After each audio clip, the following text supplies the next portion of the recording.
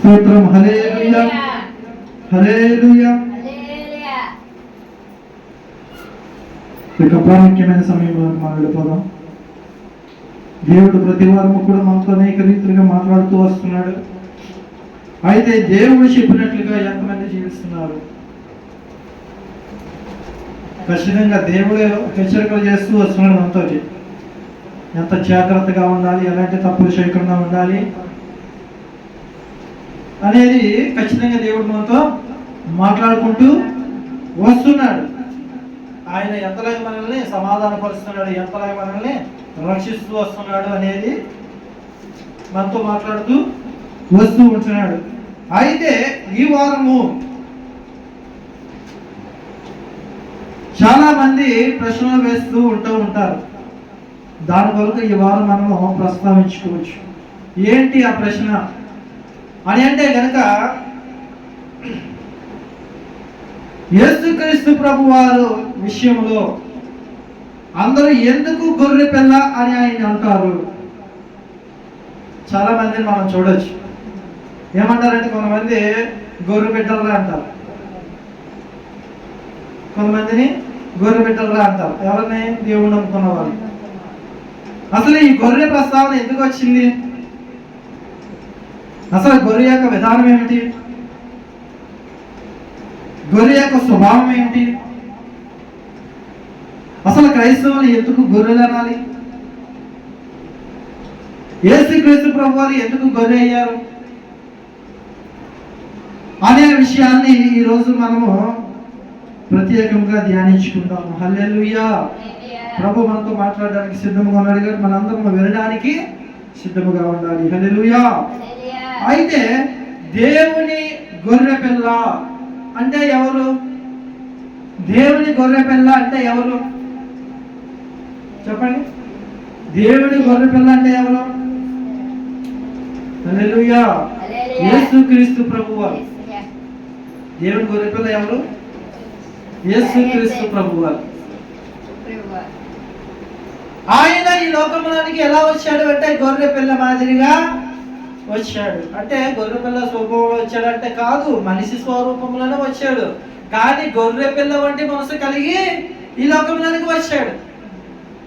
వాస్తవానికి యేసుక్రీస్తు ప్రభు వారు గొర్రె పిల్ల అనడం కంటే ఆయన కొదమ సింహము అనడము చాలా శ్రేష్టమైన మాట.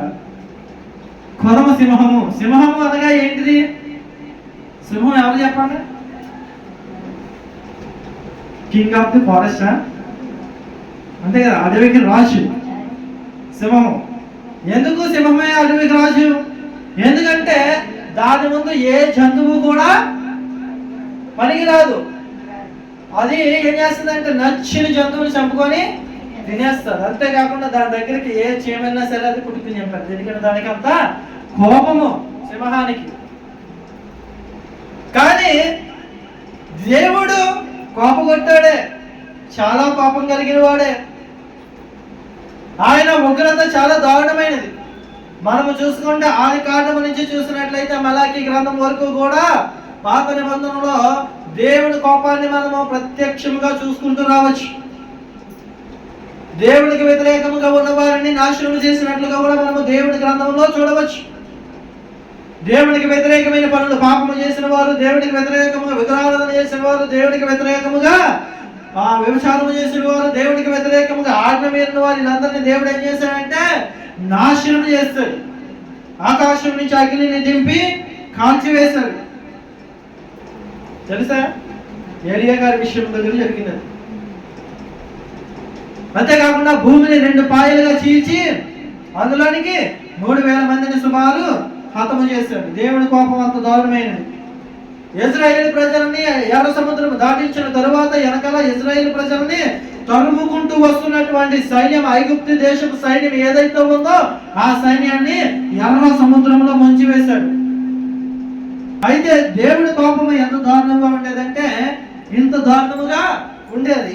పాపము చేసిన వారిని లోకంలోనే నాశనం చేసేసేవాడు. అలా నాశనం చేసుకుంటూ వెళ్తే ఏమవుతుంది?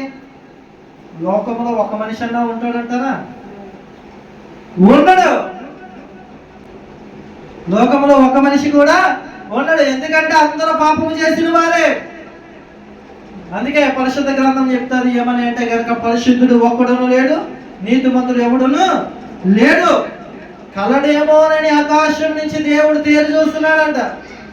ఈరోజు చాలా మంది భక్తులు అదే బైబిల్ పట్టుకొని పొద్దున్నే తలస్నానం చేసి కొత్త బట్టలు వేసుకొని బైబిల్ పట్టుకొని ఆ యొక్క దేవుడి మందిరంలోనికి వెళ్తున్న వారు అనేక మంది ఉన్నారు. కానీ అందరూ పరిశుద్ధులా అంటే కాదు. ఎందుకంటే వారు ఆదివారం మాత్రం పరిశుద్ధంగా ఉంటారు. ఉన్న అన్ని రోజులు కూడా వారికి నచ్చినట్లుగా వారు జీవించేటువంటి స్థితి. ఒకవేళ దేవుడి కోపం అప్పుడుది ఇప్పుడుగా ఉందనుకోండి, ఏమవుతుందో తెలుసా? ఇప్పటి వరకు మనం ఉన్నాం. ఎందుకంటే మన పితరుల వరకే అది సమాప్తం అయిపోద్ది. అంత భయంకరమైన వాడు దేవుడు. కానీ ఈ మలాకీ గ్రంథము వరకు కూడా, అంటే పాత నిబంధన గ్రంథం ఇదంతయు కూడా ఇలాగా దేవుడు అనేక మార్లు కోపపడినప్పటికీ మనుషులు ఏం చేసేవారంటే దేవునికి కొన్ని వ్యతిరేకమైన పనులు చేస్తూ ఉండేవారు. అప్పుడు ఏదైనా ఒక భయంకరమైనటువంటి పరిస్థితి జరిగింది అనుకోండి, అప్పుడు భయపడేవారు. కానీ వెంటనే మరలా దేవుడి మనిషి మరలా తిరుగుతూ ఉండేవారు. ఇంకా దేవుడు కూడా విసిగి చెంది దేవుడు ఏం చేశారంటే కొద్ది కాలం దేవుడు మనుషులతో మాట్లాడడం మానేశాడు. దేవుడు మనుషులతో మాట్లాడడం మానేశాడు. ఇంచుమించుగా 400 సంవత్సరములు దేవుడు మనుషులతో మాట్లాడడం మానేశాడు. మనం కొన్ని గ్రంథాల్లో చూడొచ్చు ఈ విషయాన్ని. ఆ కాలాన్ని ఏమంటారంటే చీకటి కాలము అంటారు. ఆ కాలం ఏం కాలం అంటారు? చీకటి కాలం. ఎందుకంటే దేవుడు వెలుగై ఉన్నాడు. ఆ వెలుగే లేనప్పుడు చీకటే కదా ఉంటుంది. అయితే 400 సంవత్సరములు చీకటి కాలం అయింది. ఆ తర్వాత దేవుడు మరలా జ్ఞాపకం చేసుకున్నాడు. భూమి మీద నా ప్రజలు ఉన్నారు కదా, వాళ్ళు చీకటిలో ఉండిపోయారు, వాళ్ళకి వెలుగు కావాలి అని చెప్పేసి అప్పుడు దేవుడు ఏం చేశాడంట? చూడండి, యోహాను సువార్త 1వ అధ్యాయము.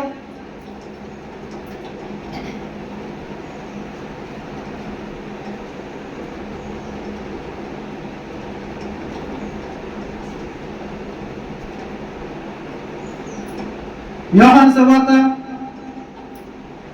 1వ అధ్యాయము 1వ వచనం చూద్దాం. చూడండి. ఆదియందు వాక్యము ఉండెను, వాక్యము దేవుని యొద్ద ఉండెను, వాక్యము దేవుడై ఉండెను, ఆయన ఆదియందు దేవుని యొద్ద ఉండెను, సమస్తమును ఆయన మూలముగా కలిగెను, కలిగి ఉన్నదేదియు ఆయన లేకుండా కలగలేదు.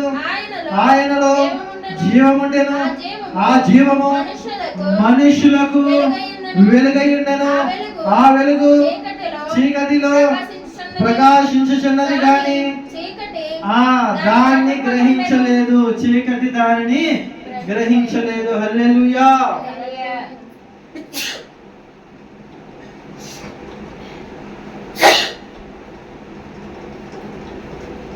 దేవునికి స్తోత్రం.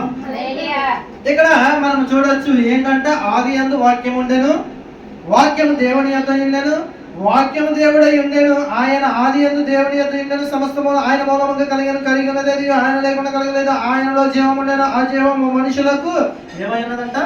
వెలుగై ఉండెను. ఇప్పుడు ఆ వెలుగు ఎవరు? సమస్తము ఆయన లేకుండా కలగలేదు. ఎవరు లేకుండా కలగలేదంట అంటే కనుక ఈ వెలుగు లేకుండా కలగలేదు.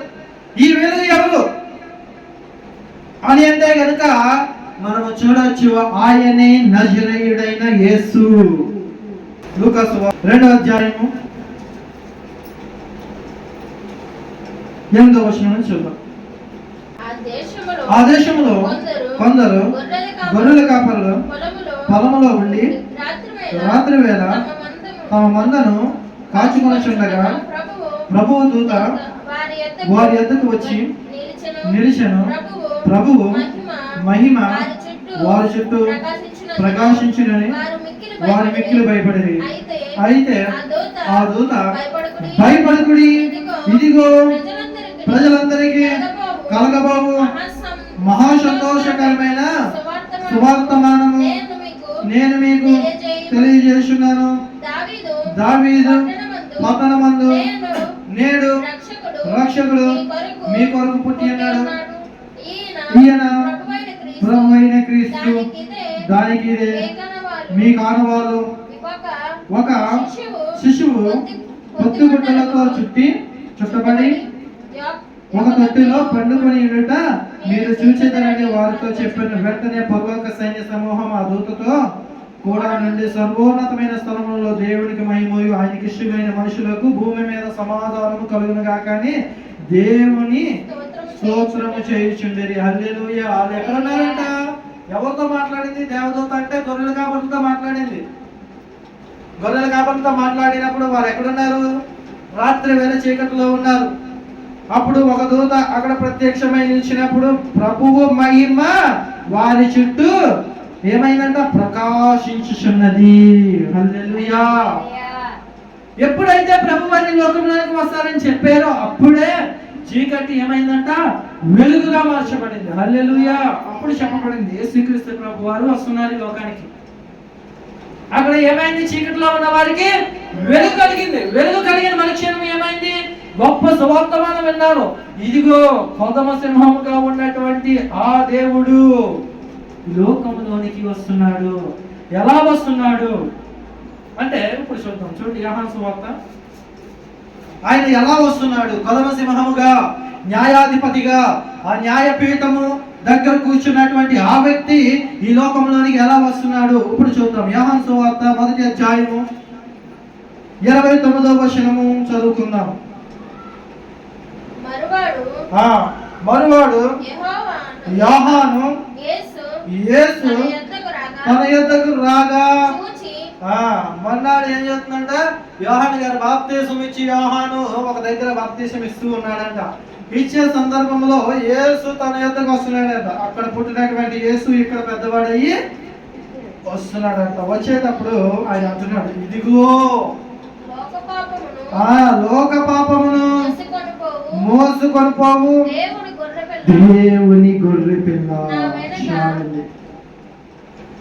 యోహాను గారు సాక్ష్యం ఇస్తున్నారు. ఏమనంట? లోక పాపములను మోసుకొని పోవు దేవుని గొర్రె పిల్ల. చాలా మంది బలిస్తూ ఉంటారు మేకల్ని, గొర్రెల్ని, అనేక మంది ఇటువంటి గుళ్ళకి, చెట్లకి, పొదలకి కదా, రాళ్ళకి, రెప్పలకి తీసుకెళ్లి బలిస్తూ ఉంటారు.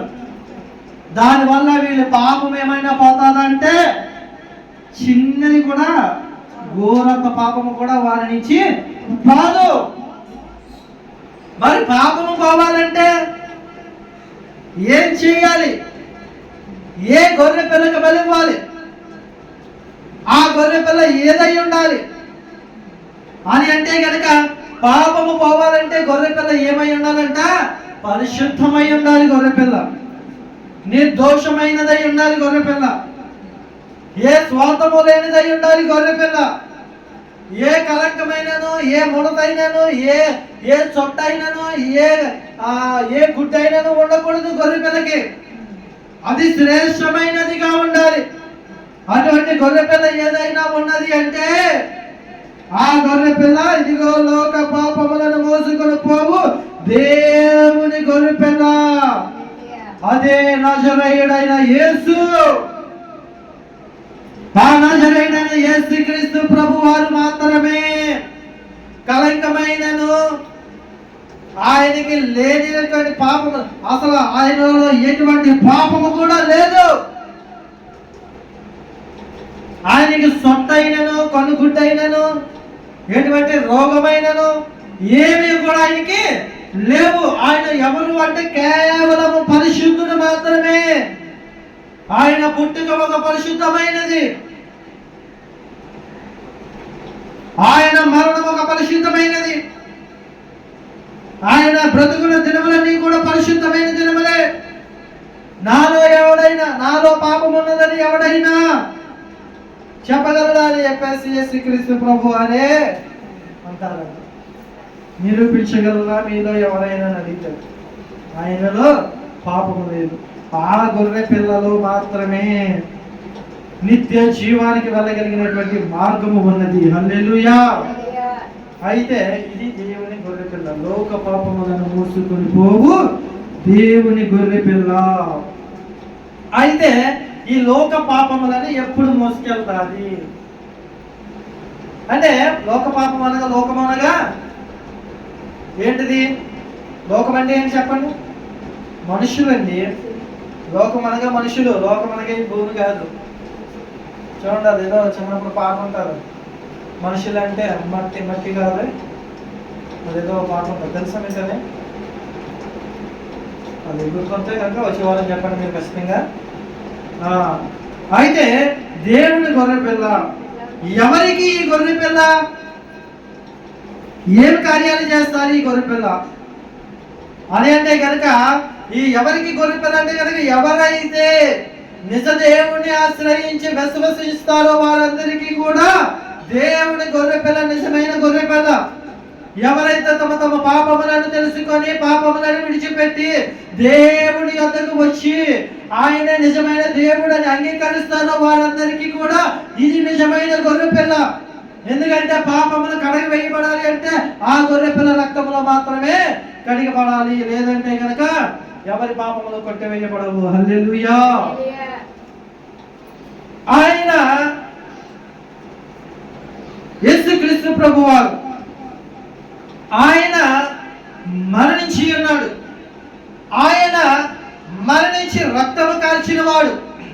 ఆయన రక్తము కార్చి ప్రతి మానవాళి పాపములను కడిగివేయబడిన వాడు, ఆయన కడిగిన వాడు. హల్లెలూయా. అందుకే ఆయన గొర్రె పిల్లగా ఈ లోకంలోనికి వచ్చాడు. గొర్రె మాత్రమే సాత్వికమైనది, గొర్రె మాత్రమే కోపము లేనిది, గొర్రె మాత్రమే ప్రేమ కలిగినది, గొర్రె మాత్రమే విధేయత కలిగినది, గొర్రె మాత్రమే శాంతము కలిగినది. అందుకే ఆయన ఈ లోకంలోనికి ఎలా వచ్చాడంటే గొర్రె స్వభావము కలిగి లోకంలోనికి వచ్చాడు. ఒకవేళ ఆయన సింహ స్వభావాన్ని కలిగి వచ్చాడనుకో, ఈ పాటికి నాశనం చేసేసి మొత్తాన్ని తగలబెట్టేసి వెళ్ళిపోను ఆయన రాజ్యంలోని. ఆయనే రావక్కర్లేదు, మికాయేలనే ఉదువుతుంది. ఆ దేత వస్తే చాలు, తన ఖడ్గము చేత విత్ సెకండ్స్ లో 3000 మందిని చంపుతాడు. ఒక్క సెకండ్ లో 3000 మందిని చంపుతాడు. అటువంటి దూత ఒక గంట ఉందనుకోండి భూమి మీద, ఏం చేస్తుంది? మొత్తం సర్వలోకాన్ని నాశనం చేసి వెళ్ళిపోతుంది. అవునంటారు కదా. కానీ అలా రాలేదు. దేవుడు ఎందుకు అలా రాలేదంటే, ఇంకను నిన్ను నన్ను ప్రేమిస్తున్నాడు కాబట్టి, నిన్ను నన్ను ఆయన ప్రేమిస్తున్నాడు కాబట్టి ఈ లోకములోనికి ఆయన గొర్రె పిల్లగా వచ్చి నీ నా పాపములు ఆయన మీద వేసుకొని ఈ లోక పాపములను మోసుకొని పోవు గొర్రె పిల్లగా ఆయన ఎంచబడ్డాడు కాబట్టి. హల్లెలూయా.